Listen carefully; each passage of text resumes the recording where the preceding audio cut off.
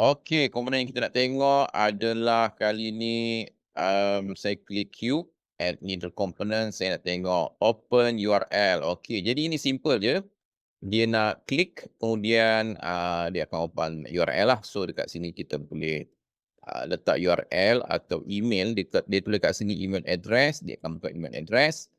Kemudian mode, kita boleh new tab atau same tab atau new windows, okey? Bergantung kepada projek yang kita nak buat. Okey, so saya fokus pada new tab lah. So, saya save, buat save, kita nak test. Okey, tu dia. So, kalau saya klik, kotak ni sebab, komponen ni pada kotak, kita klik, itu dia. Dia akan buka Needle, sebab dia URL dia adalah Needle Tools. Ini dia website Needle.